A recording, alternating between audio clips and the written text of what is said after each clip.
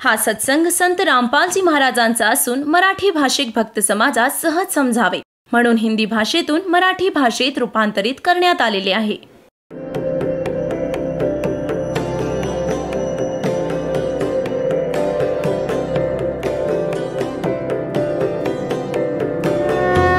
और ज्ञान सब ज्ञान डी कबीर ज्ञान सो ज्ञान और जैसे घोड़ा तोब कायम करता चले मैदान. जगद्गुरु तत्वदर्शी संत रामपालजी महाराजांचे अमृत वचन सर्व पवित्र धर्मांच्या व पवित्र शास्त्रांच्या आधारावर. पूर्ण ब्रह्म,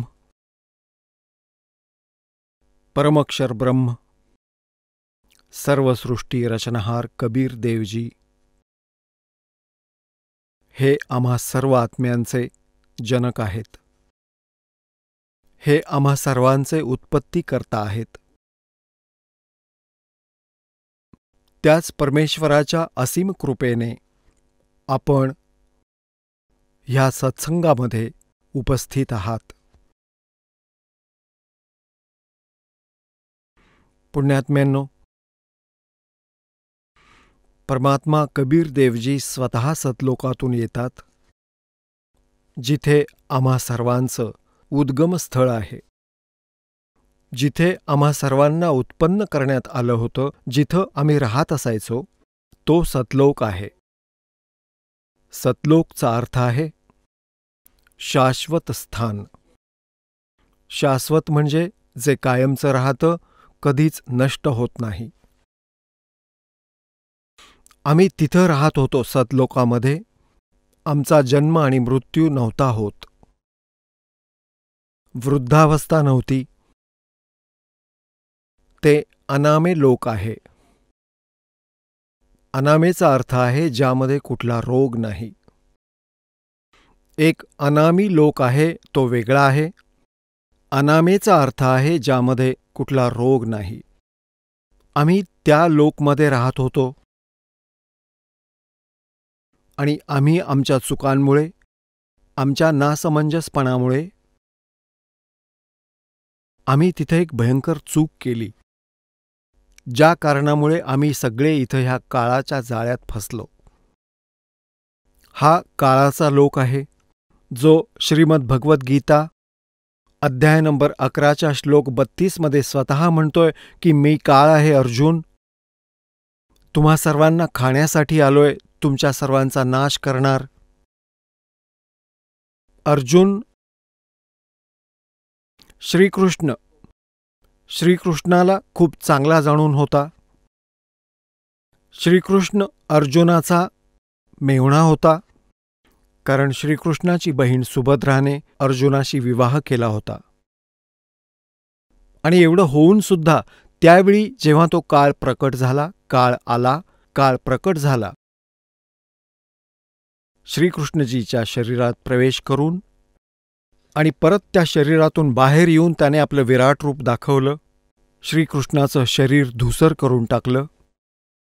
तेव्हा अर्जुन विचारतो की हे महानुभाव, आपण कोण आहात? मी आपल्याशी अपरिचित आहे, खूप घाबरलो पण आहे. यातून सिद्ध होतं की तिथं तो श्रीकृष्णजी नव्हते, काळ होता. तो काळ बोलत होता.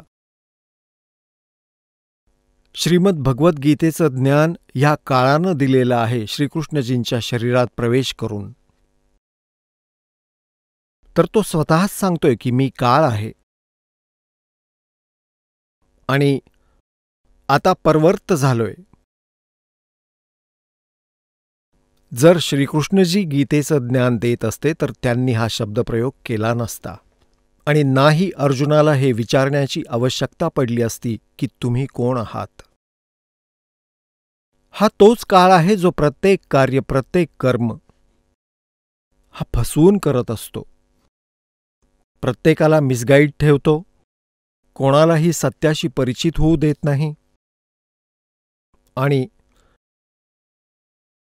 गीतेच्या अध्याय नंबर 4 श्लोक 5 आणि 9 मध्ये स्वतः म्हणतोय की अर्जुन, तुझे माझे खूप जन्म झालेत, तुला ते माहीत नाही, मला माहीत आहे. माझे जन्म आणि कर्मे अलौकिक आहेत. त्याची कर्मे अलौकिक अशा प्रकारे आहेत की तो कुणालाच सत्याशी परिचय होऊ देत नाही, आपल्या वास्तविक रूपाला कधी कोणासमोरही प्रकट होऊ देत नाही. हा काळ आहे ज्याच्या लोकमध्ये आपण फसले गेलो आहोत. आणि हे स्वयं अर्जुन म्हणतो आहे, कारण तो त्याला श्रीकृष्ण मानत होता. म्हणतोय की हे भगवन, तुम्ही तर देवतांना पण खायला लागलाय. 11व्या अध्यायाच्या 21व्या श्लोकामध्ये आपण ऋषींना पण खायला लागलात आणि ते तुमच्याकडूनच मंगल कामना करतायत, प्रार्थना करतायत आपल्या सुरक्षेची. आपण त्यांना पण खात आहात. काही तुमच्या दाढेमध्ये लटकलेले आहेत, सगळेच्या सगळे तुमच्या तोंडामध्ये सामावायला लागलेत. तर 11व्या अध्यायाच्या 32व्या श्लोकात म्हणतायत की अर्जुन, मी काळ आहे, मी आत्ता परवर्त झालोय आणि तू युद्ध नाही केलंस तरी मी यांना मारून टाकणारच आहे, मी त्यांना खाणार आहे. तर हा लोक ह्या काळाचा आहे आणि इथे जन्म आणि मृत्यू कंपल्सरी आहे. कारण की याला काल भगवानाला एक शाप लागलेला आहे. 1,00,000 मानव शरीरधारी प्राण्यांचा नित्य आहार करण्याचा. पुण्यात्म्यांनो, हे स्थूल शरीर तर इथंच राहतं ज्याच्या सेवेमध्ये आपण लागलेले आहोत. कोणी जमिनीत गाडतो, कोणी स्वाहा करतो, संस्कार करतो, जाळून टाकतो, कोणी पाण्यामध्ये सोडून देतो, कोणी तसंच जंगलात टाकून देतो. हा स्थूल शरीराला नाही खात. त्याच्या आत सूक्ष्म शरीर आहे आणि सूक्ष्म शरीराच्या आत पूर्ण आयुष्यात मानव जन्मामध्ये आपण जेवढी व्यसनं केली असतील, आहार करतो, त्याचं सूक्ष्म तत्व समावेश होऊन जातं सूक्ष्म शरीरात. आणि ह्या सगळ्या 1,00,000 मानव शरीरधारी प्राण्यांचं शरीर तप्तशिलेवर एक खूप मोठी तप्तशिला म्हणजे आपोआप गरम एक तव्यासारखा दगडाचा तुकडा त्याच्यावरती टाकतो. ती स्वतःच गरम असते, खूप खूप गरम असते आणि सगळ्या प्राण्यांना त्यावरती टाकतो आणि तिथे प्राणी असे तडफून तडफून जशा लाह्या तडतडतात अशा फटक फटक करतात आणि ते मरत नाहीत. सूक्ष्म शरीरात पीडा खूप होते. सगळे तोबा म्हणतात. त्यातून निघालेल्या गंधाला हा काळ खातो. आता पुण्यात्म्यांनो, ज्याचा उद्देशच इथं खाणं आहे, मारणं आहे आणि म्हणूनच जन्म आणि मृत्यू इथं कंपल्सरी आहे, तर अशा लोकमध्ये आपण राहतोय. आता हा गीता ज्ञानदाता ज्योतस्वरूपी निरंजन म्हणूनही ओळखला जातो. तो 21 ब्रह्मांडांचा स्वामी आहे, 21 ब्रह्मांडांचा मालिक आहे, प्रभू आहे, राम आहे. त्याला ब्रह्मसुद्धा म्हटलं जातं, ब्रह्म. आणि त्यालाच क्षरपुरुषही म्हटलं जातं, जो गीतेच्या अध्याय नंबर 15च्या श्लोक 16 आणि 17मध्ये 3 पुरुष सांगितलेत. एक क्षरपुरुष, क्षरपुरुष हा स्वतःच आहे. हा ज्योतस्वरूपी निरंजनही म्हणवला जातो, हा काळही म्हणवला जातो. आणि एक अक्षरपुरुष, अक्षरपुरुष 7 शंख ब्रह्मांडांचा स्वामी आहे. 7 शंख ब्रह्मांडांचा स्वामी, 7 शंख नील पदम. त्याला अक्षरपुरुष म्हणतात. अक्षरचा अर्थ आहे ज्याचा नाश होत नाही असा, अविनाशी. परंतु प्रत्यक्षात हा अक्षरपुरुष, ज्याला परब्रह्म पण म्हणतात, तो पण अविनाशी नाहीये. ह्याची पण आयुसीमा आहे. म्हणूनच गीतेच्या अध्याय नंबर 15च्या श्लोक 17मध्ये म्हटलंय कि उत्तम पुरुष तू अन्य परमात्मा इति उदाहरते, यह लोक तरम आविश्य विवर्ती अवैश्वर है. उत्तम पुरुष, जसं गीतेच्या अध्याय नंबर 15च्या श्लोक नंबर 16मध्ये 2 पुरुष सांगितलेत, क्षरपुरुष आणि अक्षरपुरुष. आणि सोबतच हा पण निर्णय दिलाय की यांच्या अंतर्गत जेवढे पण प्राणी आहेत हे सगळे नाशवंत आहेत. आणि जीवात्मा कोणाची मरत नाही, तो अमर आहे. म्हणूनच 17व्या श्लोकामध्ये 15व्या अध्यायाच्या लगेचच म्हटलं आहे की उत्तम पुरुष तू अन्य है, म्हणजेच पुरुषोत्तम.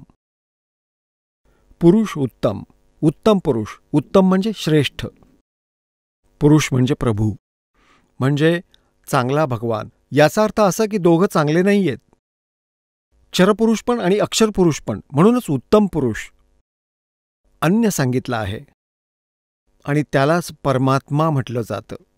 आणि तोच तिन्ही लोकांमध्ये प्रवेश करून सगळ्यांचं धारण पोषण करतो. तो आहे वास्तवात अविनाशी परमात्मा. आता इथं हे भ्रमित संत ऋषी गुरु तुम्हाला भ्रमित करू शकतात. 15व्या अध्यायाच्या 18व्या श्लोकामध्ये गीतेच्या हा क्षरपुरुष गीता ज्ञानदाता सांगतोय की मी लोकवेदांच्या आधाराने पुरुषोत्तम प्रसिद्ध आहे, कारण की माझ्या अंतर्गत माझ्या 21 ब्रह्मांडांमध्ये जेवढेही प्राणी माझ्या प्राधीन आहेत त्यांच्याहून मी उत्तम आहे, त्यांच्याहून श्रेष्ठ आहे, त्यांच्याहून तगडा आहे. म्हणून मी पुरुषोत्तम नावाने प्रसिद्ध आहे. केवळ लोकवेद, लोकवेद म्हणजे दंतकथा, जी वास्तविक नसते. जसं आम्ही आत्तापर्यंत श्री ब्रह्माजी, श्री विष्णूजी, श्री शिवजी यांना अजन्म म्हणायचो तसंच ऐकायचो. त्यांचे कोणी मातापिता नाहीत. त्यांना सर्वेश्वर, महेश्वर, मृत्युंजय, कालज्जय, सर्वेश्वा म्हणायचे. हा लोकवेद होता, ही दंतकथा होती. वास्तवात त्यांच्या इतिहासात लिहिलंय, त्यांच्या चरित्रात लिहिलंय की हे नष्ट होणारे आहेत आणि यांचा जन्म मृत्यू होत राहतो. त्यांची माता दुर्गा आहे आणि पिता ज्योतनिरंजन काल हा क्षरपुरुष आहे. हा स्वतःही हे स्वीकारतो गीतेच्या अध्याय नंबर 10 श्लोक नंबर 2 मध्ये की माझ्या उत्पत्तीला ना हे देवता जाणतात, ना हे सिद्धपुरुष आणि ना हे ऋषी जाणतात, कारण हे सगळे माझ्यापासून उत्पन्न झालेत. तर पुण्यात्म्यांनो, तो पुरुषोत्तम कुणी वेगळाच आहे. आणि तो पुरुषोत्तम राहतो कुठं? तो शाश्वत स्थानावर राहतो, सनातन परमधामामध्ये राहतो आणि तिथून चालत येतो. आपण सर्व आत्मे त्या परमक्षर ब्रह्म सत्यपुरुष कबीर देवांचे आहोत. तो आम्हा सगळ्यांचा पिता आहे, मुंगीपासून हत्ती आणि रंकापासून राजापर्यंत. परंतु इथं काळाने आम्हाला स्वतःच्या मूळ रूपापासूनच अपरिचित ठेवलंय, आमच्या वास्तविक ठिकाणापासून आम्हाला भरकटवलंय. इथे जन्ममरणाचं विधान आम्हाला फायनल सांगितलंय. आपल्या स्वतःला त्याने निराकार सिद्ध केलंय.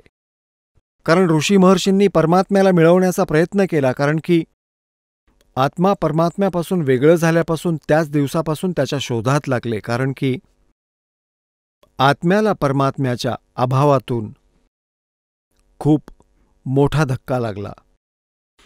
पुण्यात्म्यांनो, जोपर्यंत तुमच्या घरात वीज आली आहे, बल्ब पण चालू आहेत, कूलर पण चालू आहेत, पंखा पण चालू आहे, आणखी अनेक आवश्यक कामं चालू आहेत जी तुम्ही करत आहात, आणि ज्यावेळी ती वीज जाईल मग तुम्हाला तिची आवश्यकता जाणवायला लागते, तिचा अभाव तुम्हाला खटकतो आणि पूर्ण दिवस बंद असेल तर आपण घामाघूम होतो. तर असंच आत्म्याला आम्हा सगळ्यांना तिथं खूप सुख होतं, कुठल्याच गोष्टीचा काही अभाव नव्हता. जसं आम्ही काळाबरोबर ह्या त्याच्या लोकमध्ये आलो, आमची ती लाईटच गेली, परमात्म्याकडून मिळणारा दिलासा समाप्त झाला, नाहीसा झाला, आणि आमचे जेवढे इन्व्हर्टर चार्ज होते जेव्हापर्यंत ते चालत होते आम्ही समजत राहिलो की मजा चालली आहे, आणि जेव्हा आमच्या इन्व्हर्टरची बॅटरी डिस्चार्ज झाली मग आम्हाला गाढव आणि कुत्रा डुक्कर बनवलं गेलं ह्या काळाकडून, ह्या काल लोकमध्ये. तर पुण्यात्म्यांनो, त्या परमेश्वराचा शोध आम्ही त्याच वेळेपासून सुरू केला, कारण सर्वात आधी आम्हाला ह्या काळाने आपल्या कृत्रिम स्वर्गलोकमध्ये ठेवलं. कृत्रिम, बनावटी, नकली, आणि तिथे आमच्याच पुंजीला आम्हालाच देत राहिला. एक रेस्टॉरंट बनवलं याने, आम्ही जी राम नामाची पुंजी तिथं घेऊन आलो होतो त्या रेस्टॉरंटमध्ये त्याने आमच्याकडून हिसकावून घेतली आणि सुविधा ज्या देत होता त्याचं चार्जिंग सुरू केलं.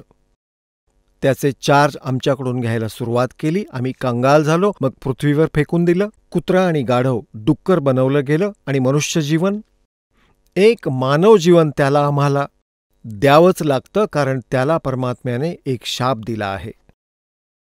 जर पुण्यात्म्यांनो परमात्म्याने ह्याला शाप दिला नसता कबीर परमेश्वरजींनी, तर त्याने आम्हाला मनुष्य जीवन कधीच दिलं नसतं. ह्या पृथ्वीवर टाकून दिलं असतं शिक्षा भोगण्यासाठी, आणि वर आम्हाला कधीही आपल्या मूळ ठिकाणाचा पत्ताच लागला नसता. ही दया केली भगवानाने. तर तो परमात्मा ऋषी मुनींनी परमात्म्याला मिळवण्याचा प्रयत्न केला. वेद परमेश्वर कबीरजींद्वारा दिले गेले होते, 5ही वेद. ह्या काळ भगवानाने त्यापैकी 4 ठेवले, एक नष्ट केला, 5वा वेद सूक्ष्म वेद. त्या सूक्ष्म वेदामध्ये सर्व माहिती होती. आम्ही कोण आहोत, कुठून आलो आहोत, आम्ही इथं कसे फसलो आहोत, आणि परत सतलोक जाण्याचा, आपल्या सतलोक जाण्याचा कोणता मार्ग आहे, कोणती पद्धत आहे, कोणती वे ऑफ वर्शिप आहे, पूजेची विधी आहे, त्यामध्ये पूर्ण डिटेलमध्ये लिहिलेलं होतं. जसं गीतेच्या अध्याय 4च्या श्लोक नंबर 32मध्ये गीता ज्ञानदाता म्हणतोय की जे ज्ञान तुम्ही ऐकलंय अध्याय नंबर 4च्या 25 पासून 31 पर्यंत, कोण कशी साधना करतो, कोणी देवतांची पूजा करतो, कोणी योगाभ्यासही करतो, कोणी स्वाध्याय करतो, कोणी अहिंसेचं कठीण व्रत करतो, तोंडावर पट्टी बांधली अनवाणी पायाने फिरतात. हे सगळे साधनाच करत आहेत, पण आपापल्या साधनेला ते पापनाशक मानतात. परंतु 4थ्या अध्यायाच्या 32व्या श्लोकात सांगितलंय की तो वास्तविक ह्या यज्ञांची माहिती, यज्ञ म्हणजे धार्मिक अनुष्ठानांची माहिती, सच्चिदानंद घनब्रह्म यांच्या शब्दात ब्रह्मणमुखे, ब्रह्मणमुखे म्हणजे सच्चिदानंद घनब्रह्म म्हणजे परमक्षर ब्रह्मच्या वाणीमध्ये विस्ताराने सांगितलं गेलंय. त्या जाणल्याने तू सर्वथा कर्मबंधनातून मुक्त होशील. तर ते ज्ञान ह्या काळाने लपवलं आणि मूर्ख बनवण्यासाठी सांगितलं की तू एखाद्या संताला विचार, मला माहिती नाही. आणि जेव्हा परमात्मा येतात संत रूपामध्ये, तो मिसगाईड करतो सगळ्यांना की हा खोटा आहे, कपटी आहे, हा वेद जाणत नाही. मग आम्ही परमात्म्याला ओळखू नाही शकत, ज्या कारणाने आम्ही काळाच्या जाळ्यात फसलेलो आहोत. तर इथं त्या ऋषी महर्षींनी ह्या काळाद्वारे भ्रमित केलेल्या ज्ञानाच्या आधाराने लोकवेदातून आणि तथा ह्या 4ही वेदांच्या आधाराने, ज्यामध्ये इनकम्प्लीट स्पिरिच्युअल नॉलेज आहे, ज्यामध्ये अपूर्ण आध्यात्मिक ज्ञान आहे, त्यालाच आम्ही संपूर्ण मानून त्याच्याच आधाराने आम्ही साधना करत आलोय. ऋषींनी ओम नामाला सुप्रीम नाम मानलं आहे, मंत्र अंतिम, आणि ब्रह्मचा जप सांगत राहिले. आणि ओम नामाच्या साधनेनं काय होतं, ब्रह्मलोकाची प्राप्ती होते.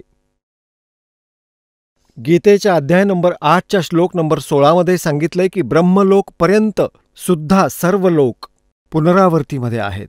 पुनरावर्तीचा अर्थ असा आहे की तिथे गेलेले प्राणीसुद्धा जन्ममृत्यूमध्ये येतात.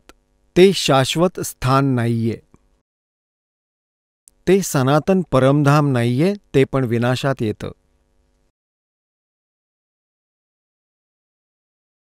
ऋषी महर्षींनी ओम नामाचा जप करायला सुरू केलं, कारण यजुर्वेदाच्या अध्याय नंबर 40च्या मंत्र नंबर 15मध्ये स्पष्ट केलंय की वायु अनिलम अमृतम अथिदम बस्वांतम शरीरम ओम कर्तु समर किल्वे समर कर्तुम समर.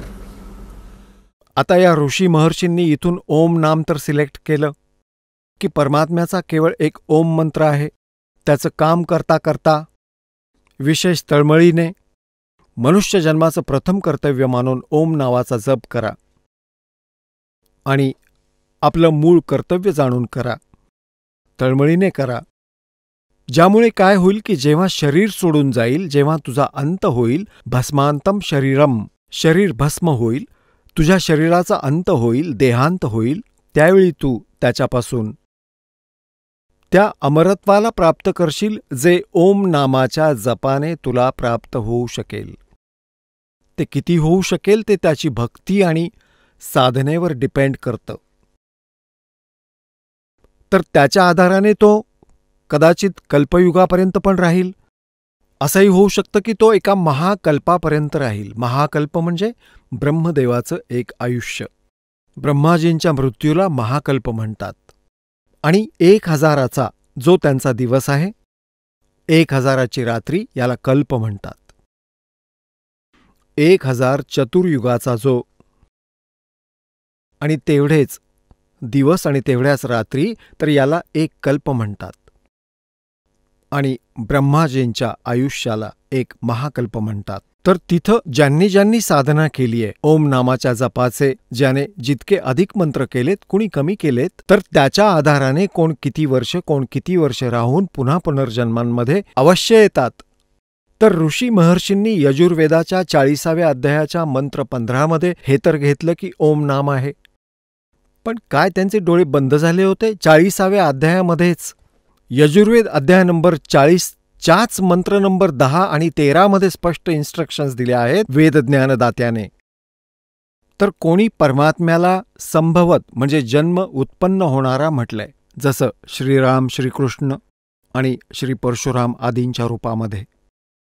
आणि कोणी असंभवत म्हणजे कोणी म्हणतात ते जन्म नाही घेत, कोणी संभवत म्हणतो, कोणी असंभवत म्हणतो. पण त्याची विशेष माहिती, वास्तविक माहिती धीराणाम म्हणजे तत्वदर्शी संत, ज्याचं ज्ञान टिकाऊ आहे, धीर पुरुष, तेच सांगू शकतात. त्यांच्याकडून ऐका. तर ह्यातून सिद्ध आहे की वेद ज्ञान पण इनकम्प्लीट आहे. पण चुकीचं नाहीये, हा सिलॅबस आहे. जसं 10व्या इयत्तेपर्यंतचा सिलॅबस आहे. पुढचं शिक्षण घ्यायचं असेल तर ते लेक्चरर वेगळे असतात, त्यांचा सिलॅबस पण अलग भिन्न असतो. तर अशा प्रकारे त्या तत्वदर्शी संतांच्या शोधासाठी वेदामध्ये पण सांगितलं आहे. आणि हाच वेद 4ही वेदांचा सारांश आहे श्रीमद भगवद्गीता. अध्याय नंबर 4च्या श्लोक नंबर 34मध्ये सांगितलंय की ज्या तत्वज्ञानाच्या विषयी मी अपरिचित आहे, गीता ज्ञानदाता म्हणतोय, ज्याविषयी 4थ्या अध्यायाच्या 32व्या श्लोकात म्हटलंय की त्या सच्चिदानंद घनब्रह्मंच्या वाणीतून, ब्रह्मणमुखे जी परमेश्वराची वाणी आहे, त्यांच्या मुखारविंदातून उच्चारलेली वाणी आहे, त्यामध्ये जे आहे कबीर वाणीमध्ये, ते तत्वज्ञान आहे.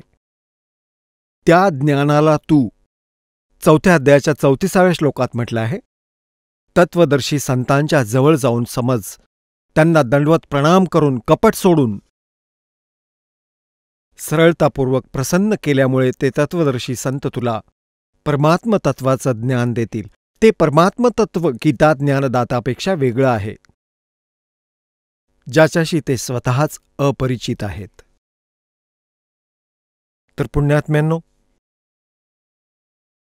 त्या परमात्म्याची भक्ती प्राप्त नाही झाली ऋषी महर्षींना, आणि ते वेदज्ञानाला समजू शकले नाहीत.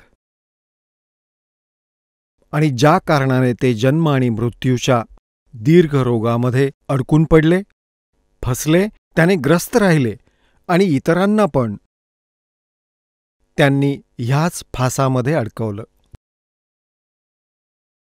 त्यांनी साधना केली ओम नामाच्या जपाने, और हठ योग किया, एक आकाशवाणी की थी काल ने ब्रह्म ने अपने पुत्र ब्रह्मा के लिए. जेव्हा ब्रह्माजी कमळाच्या फुलावर विराजमान होते, त्यांना सचेत केलं, आधी बेहोश करून ठेवलं होतं या काळाने. जेव्हा ते सचेत झाले, शुद्धीवर आले, ते म्हणतात की मला नाही माहिती की माझा जन्म कसा झाला, माझा जनक कोण आहे, माझा उद्देश काय आहे, कमळाच्या फुलावर मी कुठून आलो. तेव्हा आकाशवाणी झाली की तप करा, तप करा. ह्या काल भगवानाने आकाशवाणी केली यांना मूर्ख बनवण्यासाठी, आपल्या जाळ्यामध्ये फसवून ठेवण्यासाठी. वेदांपेक्षा वेगळं ज्ञान आपल्या बाजूने, आपलं मत त्यांच्या डोक्यात बसवलं. ब्रह्माजींनी 1000 वर्षांपर्यंत तप केलं. जेव्हा त्यांची बॅटरी चार्ज झाली, सगळ्या सिद्धी प्राप्त झाल्या, ह्यांचा रिमोट या काळाजवळ आहे, तेव्हा सांगितलं की आता तुम्ही सृष्टी करा. आता ब्रह्माजींपासून ज्ञान प्राप्त आहे सगळ्यांना, विष्णूजींना, शिवजींना आणि सर्व ऋषी आणि महर्षींना. आता ब्रह्माजींपासून मिळालेल्या ज्ञानाच्या आधारे ब्रह्माजींनी यांना मिसगाईड केलं, कारण ते स्वतःच भ्रमित होते. त्यांनी सांगितलं की परमात्म्याची आकाशवाणी झाली होती, मी 1000 वर्ष तप केलं, माझ्यामध्ये खूपच पॉवर आली, शक्ती आल्या, वचनातूनही उत्पत्ती होऊ लागली, आणखीही अनेक क्रिया आपोआप व्हायला लागल्या. आणि ओम नावाचा जप वेदांमध्ये फायनल मंत्र आहे. ह्या ज्ञानाच्या आधाराने ऋषी महर्षी साधकांनी हजारो वर्षांपर्यंत साधना केल्या, हठयोग केला, कारण सतयुगामध्ये लाखो वर्षांचं आयुष्य असायचं. त्यांना परमात्मा प्राप्ती झाली नाही. अन्य सिद्धी मिळाल्या. त्या सिद्धी प्राप्त झाल्याने ते स्वतःच देव झाले. जसं दुर्वासाजींच्या त्यांच्या वाचेमध्ये एवढी शक्ती होती की ते जर म्हणाले की तुझा विनाश होईल तर त्याचा विनाश व्हायचा. आता जसं अगस्ती ऋषींना शक्ती मिळाली की त्यांनी एकाच आचमनात 7 समुद्र पिऊन टाकले. आकाशात उडण्याची सिद्धी असेल, एकदम अंतर्धान पावण्याची सिद्धी असेल, अशा प्रकारे ते अन्य व्यक्तींपासून थोडे वेगळे झाले, ज्यामुळे आम्ही त्यांना महर्षी मानलं. परंतु हे कालाद्वारे भ्रमित आणि आपलं जीवन नष्ट करत राहिले. आता गीतेच्या अध्याय नंबर 11च्या श्लोक नंबर 47 आणि 48 मध्ये गीता ज्ञानदाता म्हणतो, अर्जुन, हे माझं वास्तविक रूप आहे, मी काळ आहे. 11व्या अध्यायाच्या 32व्या श्लोकात स्पष्ट केलंय. आणि माझी प्राप्ती, माझ्या या स्वरूपातील दर्शन ना तर आधी कुणी केलंय तुझ्या व्यतिरिक्त, ना पुढे कुणी करू शकेल. आता मी माझ्या कृपेने माझं हे सगळं, हे शरीर, माझं हे रूप तुला दाखवलंय. आणि माझी प्राप्ती, माझ्या ह्या रूपाचं दर्शन, ब्रह्मची प्राप्ती, ना वेदातील वर्णित कोणत्या विधीने, ना कोणत्या जपतपाने, ना कुठल्या क्रियेने कधीही होणार नाही. याने तर विषयच संपवला. स्पष्ट केलं की माझी प्राप्ती म्हणजे ब्रह्मप्राप्ती होणार नाही. आता ऋषी महर्षींनी तेच जप केले जे काळाने त्यांना दिलेले होते. त्यापासून त्यांना ब्रह्मप्राप्ती झाली नाही. त्यांनी आपल्या अनुभवांची पुस्तकं उपनिषद बनवले. परमात्मा निराकार आहे आणि कुणी परमात्म्याला साकार पण सांगण्याचा प्रयत्न केला तर काय सांगितलं की जे काही आपल्याला दृष्टिगोचर आहे, ही पृथ्वी, पहाड, सूर्य, चंद्र, तारे, ग्रह, हीच परमात्म्याची साकार रूपं सांगितली. आणि आजपर्यंत हाच अज्ञान अंधार सर्वांच्या मनात भरून पडलेला आहे. आता पुण्यात्म्यांनो, गीता ज्ञानदाता आणि वेद ज्ञानदाता हे ब्रह्म आहे. तो स्वतः सांगतोय की त्या परमात्म तत्वाची माहिती तर तत्वदर्शी संत सांगतील. तो यांना भेटला नाही. तो यांना भेटला नाही, भेटला तर यांनी मानलं नाही. कारण की परमेश्वर कबीर देवजीही आम्हा सगळ्यांचे मालिक आहेत. आणि तेच इथं आम्हाला हे यथार्थ ज्ञान, सूक्ष्म वेदाला ज्याला काळाने नष्ट केलंय, समाप्त केलंय, तेच पुन्हा द्यायला, पुन्हा सांगायला येतात. तुम्ही कोण आहात? कुठून आलात? तुम्ही इथं कशासाठी जिवंत आहात? एका क्षणात न जाणो कोणाचा मृत्यू होऊन जाईल आणि तुम्हाला मूर्ख बनवून ठेवलंय की ही तुझी कार आहे, हे तुमचं घर आहे, ही तुमची संपत्ती आहे. आणि असं नाही केलंस तर घाबरवून ठेवतंय हे मन सगळ्यांना. ह्या आत्म्याला भयभीत करून सोडतंय की तुझा विनाश होईल, की तू असं नाही केलंस तर तसं होईल. सत्संगाला गेलास तर नंतर तुझं नुकसान होईल. आणि नुकसान तर एक दिवस होणारच. भगवंतापासून दूर राहिलं की एक दिवस मृत्यू होईलच. आणि ज्या फायद्यासाठी सारं जीवन वेचलं ते परमनंट संपून गेलं. तर ह्या गोष्टींचा आपण सखोल विचार केला पाहिजे. सत्संगात आल्यामुळे आपल्याला ज्ञान मिळतं. सत्संगात आल्यामुळे आपल्याला ज्ञान मिळतं आणि ते परमात्म्याद्वारा दिलेलं, परमेश्वराद्वारा दिलेलं हे ज्ञान त्यांच्याच अमृतवाणीमध्ये आपल्याला ऐकवलं जातं जी सच्चिदानंद घनब्रह्मंची वाणी आहे, जो 5वा वेद आहे. त्याच्या आधारानेच परमात्मा आम्हाला सांगतात की तुम्ही जी साधना करता, ज्या लोकमध्ये राहता, हा काळाचा लोक आहे आणि इथं कुणीच प्राणी सुखी नाहीये. परमात्मा स्वतः आले. कबीर देवजी 4ही युगांमध्ये येतात. सतयुगामध्ये सत्सुकृत नावाने प्रसिद्ध झाले आणि पूर्ण युगभर सत्सुकृत या नावाने महापुरुष म्हणून ओळखले जातात, ऋषींच्या नावाने. त्रेतायुगामध्ये मुनिंदर नावाने त्यांची प्रसिद्धी होते आणि द्वापार युगात करुणामय नावाने आणि कलियुगामध्ये कबीर नावाने, त्यांच्या वास्तविक नावानेच ते प्रकट झालेत. तेच नाव ठेवून घेतात जे त्यांचं वास्तविक नाव आहे, कबीर देव, कबीर साहेब. आता पुण्यात्म्यांनो, परमात्मा अन्य काही रूपांमध्ये प्रकट होत राहतात, परंतु कबीर देव हे जे त्यांचं नाव आहे ते ह्या युगामध्ये प्रसिद्ध राहील. याच्या इक्विव्हॅलंट दुसरी कोणती प्रसिद्धी परमात्म्याची होणार नाही. परमात्म्याच्या ज्ञानाचा प्रचार खूपच होईल, त्यामुळे आपल्याला लाभही खूप होईल, पण परमात्म्याचं नाव कबीर देव ही चलेगा कलियुग. तर 4ही युगांमध्ये येऊन परमेश्वराने ज्ञान तर आम्हाला दिलं, पण ह्या काळाने आम्हाला स्वीकारू दिलं नाही. जर तो परमेश्वर त्याच्या सतलोक शाश्वत स्थानातून चालत येतो, सनातन परमधामातून चालत येतो, त्या सनातन परमधामामध्ये सतलोकमध्ये प्राण्याला कोणताही त्रास होत नाही, तिथे जरा आणि मरण नाहीये. जरा म्हणजे वृद्धत्व, मरण म्हणजे मृत्यू. तिथे जरा मरण नाहीये, तिथे त्रास कुठलाही नाही कोणाच्याही शरीराला, कोणत्याही प्रकारचं कुठलं टेन्शन नाहीये. त्या लोकमध्ये आम्ही गेल्याने फायदा होईल, सर्व सुख मिळतील. त्याचं रहस्य काळाने लपवलं आणि ऑप्शन सोडून दिला की ते रहस्य तत्वदर्शी संतांना विचारा, मला नाही माहीत.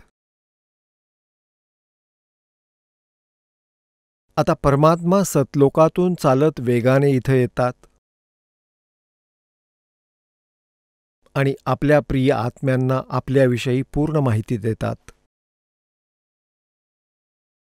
आम्ही प्रभूची परिभाषा वाचली आहे की तो निराकार आहे. परमात्मा यायचे, स्वतः सांगायचे की मी परमेश्वर आहे, साऱ्या सृष्टीचा रचनहार आहे, माझं नाव कबीर आहे. कबीर देव जे वेदांमध्ये तुम्ही वाचता तो कबीर देव मीच आहे. आणि कुराण शरीफमध्ये तुम्ही जे अल्लाहू अकबर कबीरा खबीरा असं वाचता तो मीच आहे. माझ्याच महिम्याचं गुणगान आहे. परंतु सर्व धर्माच्या धार्मिक व्यक्ती भ्रमित आहेत, सर्व परमात्म्याला निराकार मानत आहेत आणि प्रत्येकाने शास्त्रविरोधी साधना करून, कंप्लीट साधना माहीत नसल्याने, पूर्ण साधना माहीत नसल्याने, भक्ती न मिळाल्याने खूप ट्राय केलं, प्रयत्न केले. परमात्मा न मिळाल्याने ही गोष्ट आपला अनुभव पूर्ण समाजामध्ये प्रोड्यूस केला, पूर्ण समाजात भरवला की परमात्मा निराकार आहे. तर परमेश्वर सतलोकातून चालत येतात, सनातन परमधामातून चालत येतात, जिथं गेल्यावर प्राण्याला काही त्रास शिल्लक राहत नाही. त्याचंच समर्थन गीता ज्ञानदाता 18व्या अध्यायाच्या 62व्या श्लोकामध्ये करतात की अर्जुन, तू सर्व भावाने त्या परमेश्वराला शरण जा, त्याच्या कृपेने तू परमशांतीला आणि सनातन परमधामाला प्राप्त करशील. परमशांतीला वा वा आणि सनातन परमधामाला प्राप्त होशील. स्वतःविषयी सांगतो अर्जुन 7व्या अध्यायाच्या 5 आणि 7व्या अध्यायाच्या गीतेच्या 7व्या अध्यायाच्या 5 आणि 7व्या श्लोकामध्ये स्वतःविषयी सांगतो, अर्जुन माझी भक्ती कर, तू मलाच प्राप्त होशील, पण युद्ध तर करावंच लागेल. युद्ध पण कर, माझं स्मरण पण कर. गीतेच्या अध्याय नंबर 8च्या श्लोक नंबर 1 मध्ये अर्जुनानं विचारलं की हे भगवान, तुम्ही गीतेच्या अध्याय नंबर 7च्या श्लोक 32 मध्ये म्हटलंय की त्या तद्ब्रह्म शी परिचित आणि पूर्ण आध्यात्मिक ज्ञानाशी परिचित, सगळ्या कर्मांशी परिचित प्राणी केवळ जरा आणि मरणापासून सुटण्याचाच प्रयत्न करतो. ह्या संसारातील कुठल्याही वस्तूची इच्छा धरत नाही. आता अर्जुन विचारतो 8व्या अध्यायाच्या पहिल्या श्लोकात, किम तद्ब्रह्म, ते तद्ब्रह्म काय आहे? 8व्या अध्यायाच्या 3ऱ्या श्लोकामध्ये गीता ज्ञानदाता सांगतो की ते परमक्षर ब्रह्म आहे. गीतेच्या अध्याय नंबर 15च्या श्लोक नंबर 1 ते 4 आणि 16-17 ही खूप विस्ताराने जाणकारी दिली आहे. तत्वदर्शी संतांची ओळख पण सांगितली आहे की उलट्या लटकलेल्या संसाररूपी वृक्षाचे सर्व विभाग जो सांगेल, जसं अक्षर पुरुष एक पेड़ है, निरंजन वा की डार. निरंजन म्हणतात क्षरपुरुषाला. दुसऱ्या शब्दात आपण म्हणतो की अक्षर पुरुष एक पेड़ है, सरपुरुष वा की डार, और तीनों देवा शाखा हैं ये पात रूप संसार. झाड आम्ही म्हणतो ते जमिनीच्या वर दिसतं, पृथ्वीच्या बाहेर जे दिसून येतं झाड म्हणतो, वृक्ष म्हणतो.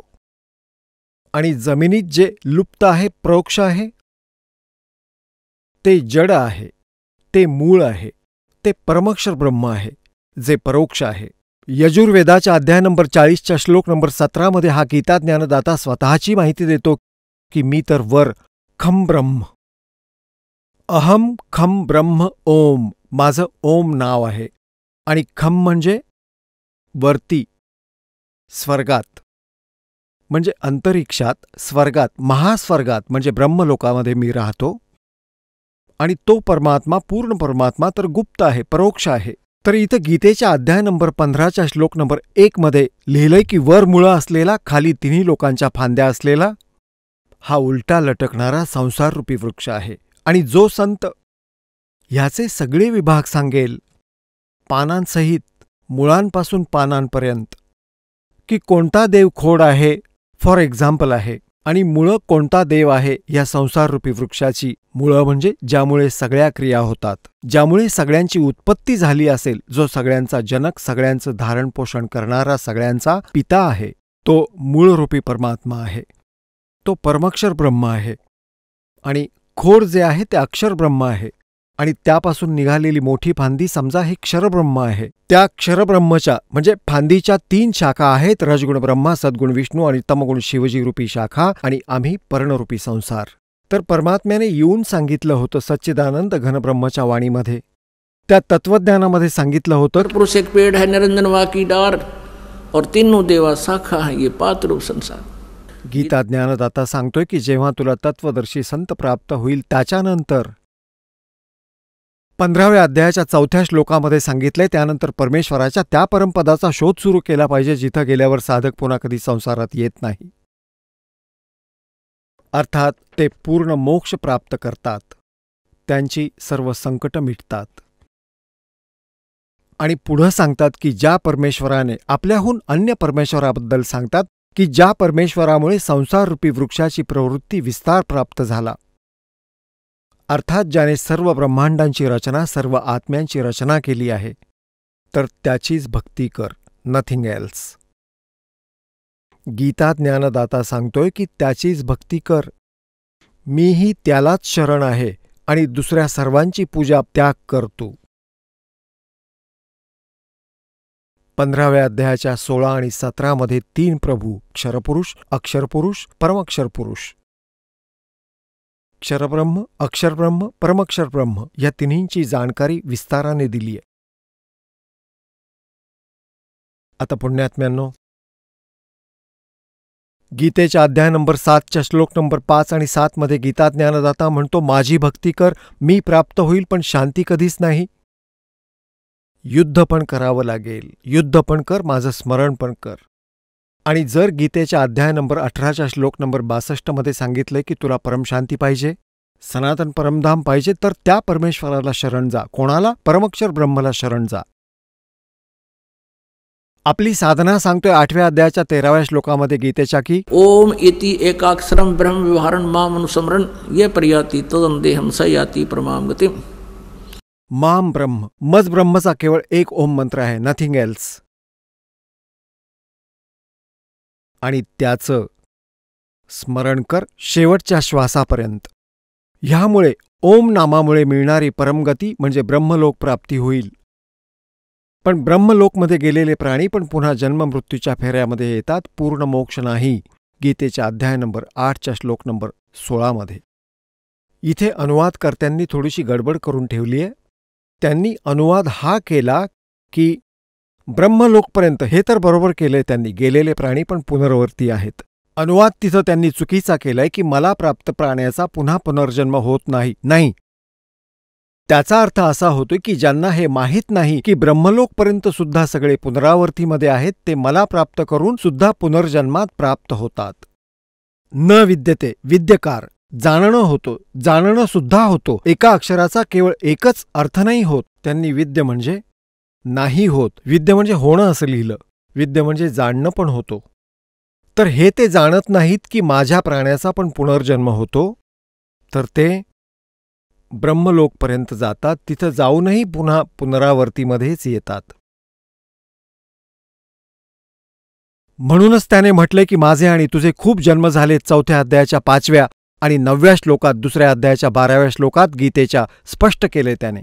आणि 10व्या अध्यायाच्या 2ऱ्या श्लोकामध्ये की माझ्या उत्पत्तीला माझा जन्म तर होतोच, पण माझ्या जन्माला हे ऋषी, महर्षी, ब्रह्मा, विष्णू, महेश हे ऋषी नाही जाणत की ते माझ्यापासून उत्पन्न झालेत. आता पित्याच्या जन्माबद्दल संतान नाही सांगू शकत, पित्याच्या जन्माबद्दल आजोबा सांगू शकतात. त्या आजोबांनी म्हणजे आमच्या सर्वांच्या मालिक यांनी, कबीर देवांनी, परमक्षर ब्रह्मांनी स्वतः इथं येऊन ह्या सर्व ब्रह्मांडांची रचना कशी झाली आणि ते सर्व ज्ञान सृष्टीरचनेचं आम्हाला सांगितलं. पण आम्ही लोकवेद खूप ऐकला होता. परमात्म्याच्या ह्या सिद्धार्थ ज्ञानाचा स्वीकार करण्यास आम्ही असमर्थ ठरलो. आता परमात्म्याने आम्हाला समर्थ केलंय, आम्हाला शिक्षित केलं. आम्ही कालाद्वारे भ्रमित त्या ऋषीगुरूंच्या आधारावर नाही राहिलो. आम्ही स्वतःच आमच्या सद्ग्रंथांना वाचतो आणि शिकवतो आणि भगवानाला जाणून घेतोय. परमात्म्याला जाणणं कठीण आहे, परमात्म्याला मिळवणं, मोक्ष मिळवणं सोपं आहे. आता इथं गीतेच्या अध्याय नंबर 17 श्लोक नंबर 23 म्हटलंय की ओम तत्सत इति निर्देश ब्रह्मणे त्रिविध समर्थ.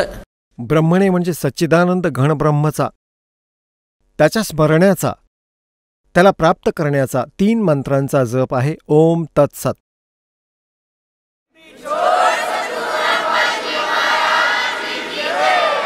चला आता आपण त्या श्रद्धाळूंचे अनुभव जाणून घेऊयात ज्यांनी जगद्गुरू तत्वदर्शी संत रामपालजी महाराजांकडून नामदीक्षा प्राप्त केलेली आहे, तसेच त्यांच्याद्वारे सांगितलेल्या भक्ती मार्गावर चालत आहेत. नमस्कार.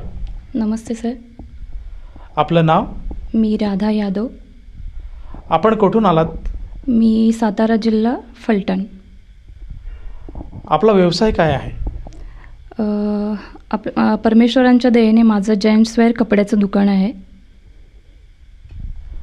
संत रामपालजी महाराजांची गुरुदीक्षा आपण कधी घेतली? मी संत रामपालजी महाराजांची गुरुदीक्षा 25 डिसेंबर 2013ला घेतली. संत रामपालजी महाराज यांची गुरुदीक्षा घेण्याअगोदर आपण व आपला परिवार कोणती भक्ती साधना करत होतात?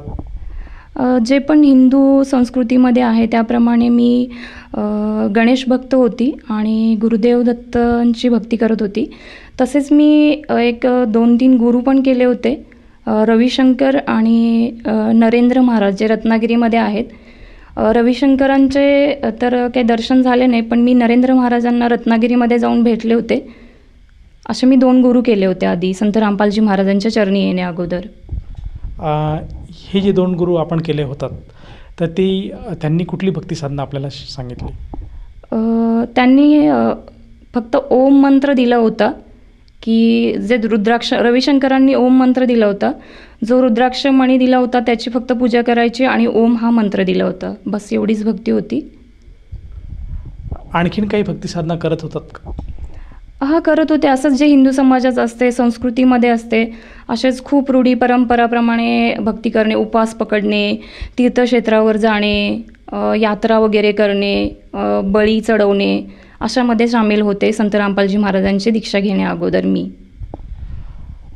संत रामपालजी महाराजांच्या शरणात आपण कसे आलात? माझे मिस्टर आर्मीमध्ये होते, जम्मू काश्मीरला पोस्टिंगला होते. मग तिथं ऑलरेडी एका व्यक्तींनी नामदीक्षा घेतली होती. तर माझा प्रॉब्लेम असं होतं की लग्नानंतर 7 वर्ष मूल नव्हतं. मग आम्ही त्याच्यासाठी खूप प्रयत्न करत होते, खूप देवीदेवतांची उपासना करत होते. डॉक्टर पण भरपूर करून झाले होते, पण काहीही पॉझिटिव्ह रिझल्ट त्यांच्याकडून येत नव्हता. मग असंच तिथं तेव्हा माझे मिस्टर भक्ती करत होते. हे एका संत रामपालजी महाराजांच्या शिष्यांनी बघितले. तेव्हा त्यांनी सांगितले की तू हे ज्ञानगंगा पुस्तक वाच, याच्यातून तुला बरंच काही असं मिळेल. मग तेव्हा माझ्या मिस्टरांना त्यांनी ज्ञानगंगा पुस्तक दिलं. मग त्यांनी मलाही एक कुरिअर करून घरी पाठवलं. जशी की मला पहिल्यापासून भक्तीची आवड होते म्हणून मी ते पुस्तक घेतलं, वाचायला सुरुवात केली. माझ्या मिस्टरांना फारशी रुची नव्हती त्याच्यात, की हे खूप वेगळं आहे असं त्यांना वाटत होतं ते, की नाही का संत रामपालजी महाराजांच्या भक्तीमध्ये खूप नियम आहेत, असं वेगळं आहे म्हणून ते एवढं लक्ष देत नव्हते. पण मला आवड असल्यामुळे आणि मला एक दुःख पण होतं मोठं की मला मूल नाही आहे आणि मग मला जर ते ह्यांच्याकडून प्राप्त होणार असेल तर मला ही भक्ती करायला काही हरकत नाही. कारण आजपर्यंत मी खूप भक्ती केली. मला असं आठवतं लहानपणापासून मी एवढी भक्ती केली ना की मी त्या दगडांशी बोलायची. त्या दगडात जो देव आहे ना असं मला वाटायचं कधीतरी तो देव बाहेर येईल. कारण मी मोठ्या फॅमिलीत राहिली होती, तर मी असं खूप अन्याय बघितलं होतं तिथे की जो चांगला वागतो त्याच्याशी कधी चांगलंच नसते, जो वाईट वागतो त्याच्याशी नेहमी वाईट होत असते. मग मी असं विचार करायची की परमेश्वर आहे तर तो असा कसा आहे, की असं का वागतो तो न्याय का देत नाही. मला डायरी लिहायची सवय होती ना, तर मी एक वाक्य नेहमी लिहायची की मला न्याय देणारा देव पाहिजे. आणि मी सतत त्यांच्या शोधात होती की मला तो कुठे भेटेल. मग जेव्हा ज्ञानगंगा बुक मिळालं तेव्हा मला कुठंतरी असं जाणवायला लागलं की याच्यात जे पुरावे दिलेत, म्हणजे जे भगवद्गीतेमध्ये सांगितलंय, बायबल, कुराण, जे म्हणजे आपण जातीवाद पण आज बघतोय त्याच्यामध्ये पण एवढं विश्लेषण करून व्यवस्थित सांगितलं गेलं की असं काही नाही आहे. मानवता हीच खूप मोठी म्हणजे एक जात आहे, याच्यात कुठलीही जात नाही आहे. मग आपण असे का. मी एक सुशिक्षित आहे आणि त्याच्यावरून मला एवढं समजायला लागलं वाचून की हे नक्कीच ज्ञान वेगळं आहे. मग मी ते पुस्तक मनापासून वाचायला सुरुवात केली. माझ्या मिस्टरनेही फोर्स केला की तुम्हीही वाचा. आणि त्याचप्रमाणे मी त्यांचे साधना चॅनलवर जे सत्संग येत होते ते पण ऐकू लागले. त्याच्यात मी पहिल्यांदा खूप मला इंटरेस्टेड असायचं ते इंटरव्ह्यू खूप आवडायचं मला, की एवढे लोक अनुभव सांगतात, अरे खरंच यांच्याशी असं घडतं का. आणि मग माझं कुठंतरी एक वाक्य होतं की मला न्याय देणारा देवता पाहिजे, मग आज मला तो भेटणार आहे, अशी माझी उत्कंठा खूप लागत राहिली.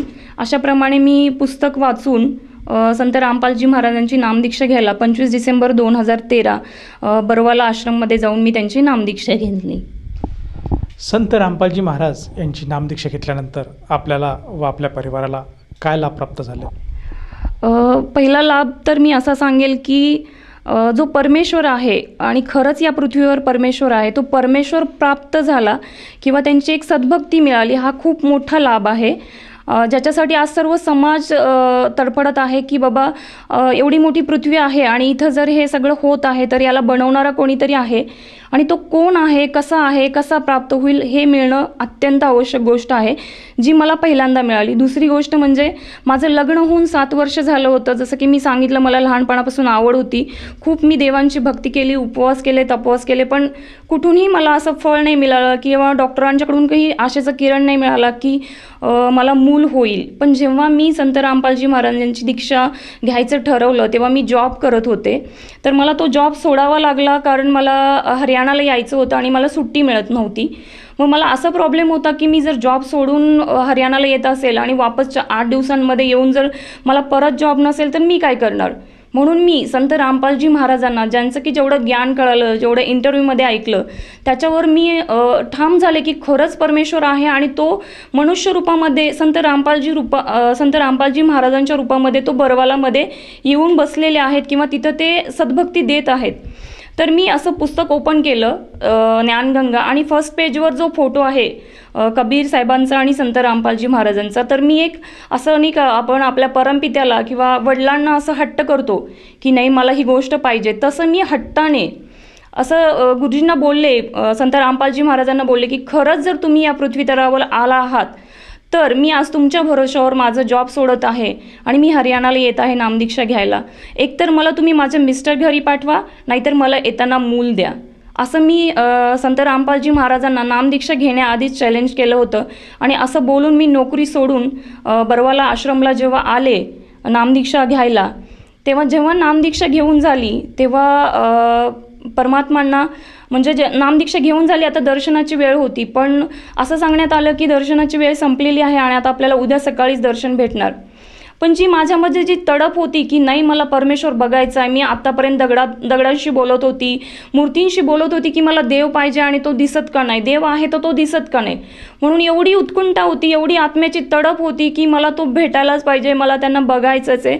मग जेव्हा आश्रममध्ये मी माझ्याच आत्म्यापासून बोलत होती की नाही मला परमेश्वरांना बघायचं आहे, तेव्हा संत रामपालजी महाराजांनी जे कबीर साहेबांचेच रूप आहेत त्यांनी मला प्रत्यक्ष बरवाला आश्रममध्ये दर्शन दिलं आणि माझा जो आत्मा तडपडत होता की मला जो परमेश्वर आहे, जो मनुष्य रूपामध्ये आहे, जे सर्व ग्रंथामध्ये सांगितलं आहे ते त्यांनी दाखवून दिलं. माझा आत्मा एवढा तृप्त झाला की परमेश्वरांनी, कबीर साहेबांनी म्हणजे संत रामपालजी महाराजांनी मला बरवाला आश्रममध्ये दर्शन दिलं. बंदी छोड. जसं तुम्ही सांगत आहात की संत रामपालजी महाराजांनी तुमच्या आत्म्याचं ऐकलं आणि तुम्हाला प्रत्यक्ष दर्शन दिलं, तर या दर्शनातून तुम्हाला जी त्यांच्याकडे मागणी करायची होती ती मागणी तुम्ही केली का? नाही, माझा आत्मा एवढा तृप्त झाला की त्यांनी मला जे दर्शन दिलं त्यातून मी त्यांच्याशी बोलू शकले नाही की मला हे हवं आहे ते हवं आहे म्हणून. पण माझे मिस्टर पण माझ्याबरोबर होते, तर माझे मिस्टर बोलले की गुरुजी मला 7 वर्ष झालं मूल नाही आहे, तुम्ही ऐकाल तर खरंच म्हणजे हा योगायोग संयोग असं नाही होऊ शकत. मी प्रत्यक्ष त्यांचं दर्शन घेतलं आहे म्हणून मी तुम्हाला सांगू शकते की त्यांनी माझ्या मिस्टरांना असं सांगितलं की आत्ता जे तुम्ही मागताय ते तुमच्यापाशी आहे. म्हणजे त्याचा अर्थ हा आहे की त्यांनी सांगितलं की आत्ता बाळ तुमच्या पोटात आहे. बल्कि ज्याला 1 महिनाच झालं होतं मी त्यांच्याशी असं बोलले होते, एक चॅलेंज केलं होतं गुरुजींना की मला येताना असं पाहिजे म्हणून. आणि आश्रममध्ये गेल्यावर जर ही गोष्ट मला समजते तर हे योगायोग किंवा संयोग नाही होऊ शकत, हे फक्त परमेश्वरच करू शकतो आणि त्यांनी ते केलं. जसं तुम्ही सांगत आहात की संत रामपालजी महाराजांनी ज्या दिवशी तुम्ही दर्शन घ्यायला गेले होते त्या दिवशी सांगितलं की तुमच्या पोटामध्ये मूल आहेत, तर याला काही पुरावा वगैरे होता का आणि काही मेडिकल टेस्ट वगैरे तुम्ही केल्या होता का? हो नक्कीच सर. जेव्हा मी टेस्ट केले तेव्हा ते पॉझिटिव्ह आले, पण ते मी प्रेगा न्यूजवर केले होते. मी अजून डॉक्टरांच्याकडे गेले नव्हते कारण मी हरियाणामध्ये होते, तर माझं स्टेट इकडे महाराष्ट्र. मग मी त्याच्यानंतर 2 दिवसांनीच रिटर्नचं तिकीट करून जेव्हा वापस आले तिकडून हरियाणावरून, आणि माझे जे डॉक्टर आहेत फलटण तालुक्यातील MD डॉक्टर आहेत देशपांडे डॉक्टर म्हणून, त्यांच्याकडे मी पुढच्या टेस्टसाठी गेले की नक्की हे पॉझिटिव्ह आहे का, बाळ आहे का याच्यासाठी.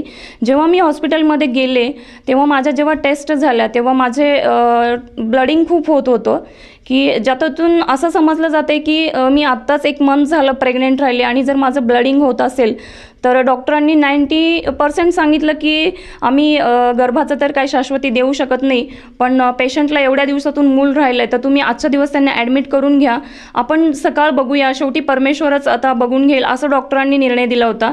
MD डॉक्टर आहेत ते फलटणचे. तर मला रात्री ॲडमिट करून घेतलं गेलं आणि 5 वाजल्यापासून जे ब्लडिंग होत होतं ते संध्याकाळी 1पर्यंत ब्लडिंग होत होतं. डॉक्टर वारंवार येऊन विचारत होते तर माझं उत्तर तेच होतं. या दरम्यान जेव्हा आम्हाला हे समजलं तेव्हा आम्ही गुरुजींना प्रार्थना लावली, म्हणजे संत रामपालजी महाराजांना आश्रममध्ये प्रार्थना लावायची सोय होती, तर आम्ही तिकडे प्रार्थना लावली. गुरुजींचा आशीर्वाद आला की बेटा भक्ती करते रहो, कबीर परमेश्वर दया करेंगे. त्यांनी जेव्हा असं ॲन्सर दिलं तेव्हा मी माझ्या नामाचं जे मला त्यांनी मंत्र दिलं होतं त्याचं मी जाप चालू केलं. 6-7 वाजल्यापासून 1 वाजेपर्यंत ब्लडिंग होत होतं तरी पण मी मंत्र जाप करत होते. जेव्हा दुसऱ्या दिवशी डॉक्टरांनी माझं सोनोग्राफी केलं तेव्हा डॉक्टर MD आहेत जे आदल्या दिवशी बोलत होते की नाही 90% तर मी सांगू शकत नाही की गर्भाचं काय झालं आहे काय नाही ते, आणि तेच डॉक्टर दुसऱ्या दिवशी माझं सोनोग्राफी टेस्ट केल्यावर बोलतात की नाही गर्भाला तर काहीच नाही झाले, इंजरी थोडी बाजूला झाली आहे त्याच्यातून ब्लडिंग होत होतं म्हणून हे ब्लडिंग झालं, गर्भ अगदी व्यवस्थित आहे. म्हणजे मी तुम्हाला सांगू इच्छिते की पूर्ण परमेश्वर जे आहेत संत रामपालजी महाराज ते जेव्हा देतात ना तेव्हा त्याची काळजी घेतात. म्हणजे जो एक जन्म आहे अजून तो जन्मलाही नाही आहे, त्याचं पताने अजून पूर्ण काही व्हायचं होतं तोपर्यंतच कबीर परमेश्वरांनी त्याची किती काळजी घेतली. म्हणजे माझ्याबरोबर मी एवढ्या लांबून प्रवास करून येऊन डॉक्टरांचं तर सांगणं होतंच की नाही शक्यच नाही गर्भ राहू शकत जर तुम्ही एवढं दिल्लीवरून महाराष्ट्रापर्यंत येत असाल तर, पण तरीही परमेश्वरांच्या दयेने तो गर्भ व्यवस्थित होता आणि त्यांच्याच कृपेने 10व्या महिन्यात मला तो मुलगा प्राप्त झाला. जसं तुम्ही सांगत आहात की संत रामपालजी महाराजांच्या कृपेने त्यांच्या सद्भक्तीने तुम्हाला 7 वर्षानंतर पुत्र प्राप्ती झाली, तर आजच्या घडीला त्या मुलाचं वय काय आहे? आज तो 6 वर्षांचा कंप्लीट झाला आहे 4 सप्टेंबरला. आणि कुठल्या प्रकारचा त्याला काही त्रास वगैरे? त्याला काहीही त्रास नाही आहे. आज ॲक्च्युली त्याला एवढा तो बोलायसारखा नाही आहे, पण जेव्हा तो पण बोलतो ना, तर आज तो 6 वर्षांचा आहे, पण त्याला कबीर परमेश्वरांनी म्हणजे संत रामपालजी महाराजांनी त्यालासुद्धा दर्शन दिलं आहे. तो आम्हाला सांगतो त्याला दर्शन दिलेलं. माई, तुम्ही सांगता आहात की संत रामपालजी महाराज हे कृपाळू आहेत, दयाळू आहेत, जी काही सद्भक्ती देतात त्या सद्भक्तीच्या जोरावर बऱ्याचशा भक्तांना बरेचसे लाभ प्राप्त होतात. या अनुषंगाने आपण सर्वसाधारण जनतेला किंवा श्रोत्यांना काय संदेश द्याल? मी संदेश तर नाही देऊ शकत, पण मी सर्व जगातला एक प्रार्थना करू शकते की बघा, आज आपण कुठल्या ना कुठल्या मार्गामध्ये, कुठल्या ना कुठल्या पंथामध्ये किंवा आध्यात्मिक ज्ञानामध्ये आपण भक्ती करतो आणि सर्व जगातील लोकांना असं वाटतं की आम्हाला सुख प्राप्ती व्हावी किंवा जे पण आपण जीवन जगतो आहोत मनुष्य रूपामध्ये ते सगळ्यांचं व्यवस्थित असावं. मग याच्यासाठी जेव्हा आपण प्रयत्न करतोय, जो पण कुठल्याही पंथात असो, तर त्याच्यामध्ये आपल्याला ते सुख का प्राप्त होत नाही किंवा जे बोलले जातात की तुमचे कर्म आहेत, तुमचे कर्म कटले तरच तुम्हाला हे भेटणार किंवा मी जेव्हा आधी जे गुरु केले होते त्याच्यामध्ये मला असं ज्ञान भेटत होतं की तुम्हाला तुमचे कर्म भोगायचेच आहेत. मग मला नेहमी क्वेश्चन पडायचा की जर कर्म भोगायचे आहेत तर भक्ती कशासाठी करायची? जर आपले कर्मच कटणार नाही तर ती भक्ती करून उपयोग काय? पण जेव्हा मी संत रामपालजी महाराजांचं बुक वाचलं किंवा मी त्यांची आज नामदीक्षा घेऊन एवढे वर्ष झाले, मी त्यांचे एवढे अनुभव म्हणजे जे माझ्या रिअल जीवनामध्ये मी जे अनुभव सॅटिस्फाईड केलं आहे त्याच्यावरून मला असं समजतं की सर्व लोकांनी फक्त मी सांगते म्हणून नाही किंवा मी एक अनुभव माझं सांगते म्हणून नाही, तुम्ही आज सुशिक्षित आहात. त्यांनी जे बुक काढले, जे ज्ञानगंगा आहे, जगण्याचा मार्ग आहे, ते त्यांनी सर्व ग्रंथातून निचोड करून काढलेलं आहेत की जे आपण पूर्ण ग्रंथ नाही वाचू शकत. म्हणजे जसं की भगवद्गीता आहे, ज्ञानेश्वरी. आता ज्ञानेश्वरीमध्ये पण खूप काही सांगितले की जे आपण सगळे वाचून त्याचा अर्थ आपल्याला नाही समजत आहे. मग त्यांनी जो निचोड करून एक ज्ञानगंगा म्हणून पुस्तक बनवलंय. तर सगळ्यांना हात जोडून एकच प्रार्थना आहे की तुम्ही स्वतः सुशिक्षित आहात ना, तर तुम्ही एक बुक वाचा, जे त्यांचं ज्ञानगंगा म्हणून बुक आहे ते तुम्ही स्वतः वाचा. प्लस खूप चॅनलवर त्यांचे सत्संग चालू असतात किंवा यूट्यूबवरही त्यांचे सत्संग असतात. तर तुम्ही सर्च करा, तुम्ही स्वतः ते अनुभवा किंवा तुम्ही त्यातून अनुभव घ्या आणि नंतरच तुम्ही ही सद्भक्ती करा जी संत रामपालजी महाराज सांगतात ती. ताई, तुम्ही सांगत आहात की संत रामपालजी महाराजांकडनं नामदीक्षा घेऊन बऱ्यापैकी साधकाला लाभ होतो. या अनुषंगाने जर कोणा भक्ताला किंवा साधकाला संत रामपालजी महाराजांची गुरुदीक्षा घ्यायची असेल तर ती व्यक्ती गुरुदीक्षा कशी घेऊ शकेल? जसे की आता तुम्ही ज्या चॅनलवर बघताय त्या चॅनलवर आत्ता खाली एक पट्टी येते की ज्याच्यामध्ये ॲड्रेस सांगितला गेला आहे की इथे इथे नामदीक्षा भेटेल किंवा जगामध्ये, भारतामध्ये किंवा महाराष्ट्रामध्ये कुठेही तुम्ही राहत असाल तर तुमच्या क्षेत्रामध्ये आज संत रामपालजी महाराजांनी प्रत्येक ठिकाणी नामदान सेंटर ओपन केले आहेत, जिथे तुम्हाला कॉन्टॅक्ट नंबर दिलेले आहेत, त्याच्यावर तुम्ही कॉन्टॅक्ट करून तुम्ही तिथे येऊन नामदीक्षा घेऊ शकता. ही जी नामदीक्षा आहे किंवा हा गुरुमंत्र आहे याच्यासाठी कुठल्या प्रकारचा खर्च येतो का? नाही, बिलकुल खर्च नाही आहे. नामदीक्षासाठी कोणताही खर्च नाही आहे. उलट आपलं कल्याण करण्यासाठी यांच्याकडून, संत रामपालजी महाराजांच्याकडून याची सर्व सुविधा फ्रीमध्ये आहे. याच्यासाठी कुठलेही शुल्क घेतलं जात नाही आहे. धन्यवाद. धन्यवाद सर.